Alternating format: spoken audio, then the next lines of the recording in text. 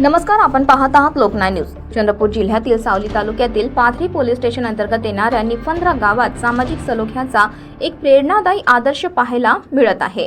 गेल्या तब्बल 35 ते 40 वर्षांपासून बौद्ध समाजातील दोन गटांमध्ये मतभेद निर्माण झाले होते। सामाजिक कार्यक्रम असो किंवा वैयक्तिक प्रसंग, एकाच समाजातील नागरिक गटागटात विभागले गेले होते। मात्र हा दुरावा संपवण्याचे महत्त्वपूर्ण काम पाथरी पोलीस स्टेशनचे ठाणेदार नितेश डोरलीकर यांनी केले आहे। ठाणेदार नितेश डोरलीकर यांनी दोन्ही गटांची संयुक्त बैठक बोलावून शांतता, संवाद आणि सलोख्याचा मार्ग अवलंबला। महामानव डॉक्टर बाबासाहेब आंबेडकर यांच्या विचारांचे संदर्भ देत त्यांनी समाजाला एकत्रतेचे महत्त्व सोप्या शब्दांत पटवून दिले।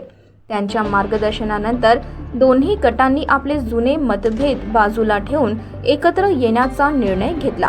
याचा प्रत्यय 6 डिसेंबर रोजी महापरिनिर्वाण दिन एकत्र साजरा करण्यात आल्याने संपूर्ण गावाला आला।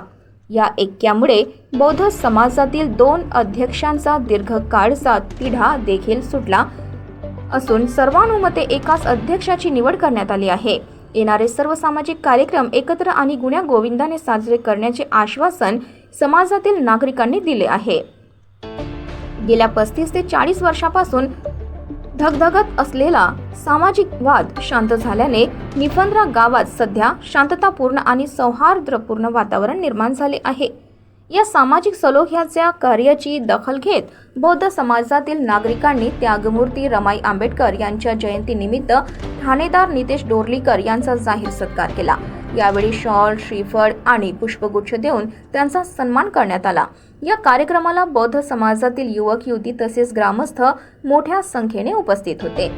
यावेळी बोलताना बौद्ध समाजाचे अध्यक्ष सुभाष उंदीरवाडे यांनी सांगितले की कायदा सुव्यवस्था राखण्यापलीकडे जाऊन समाजात एकोपा निर्माण करण्याचे काम ठाणेदारांनी केले असून त्यांच्या पुढाकारामुळे गावातील 35 ते 40 वर्षांचा दुरावा संपला आहे। तर ठाणेदार नितेश डोरलीकर यांनी हा सत्कार आपला नसून संपूर्ण गावाच्या एकतेचा सन्मान असल्याचे सांगत समाजात शांतता, सलोखा आणि ऐक्य निर्माण होणे हीच खरी पोलिसांची जबाबदारी असल्याचे नमूद केले।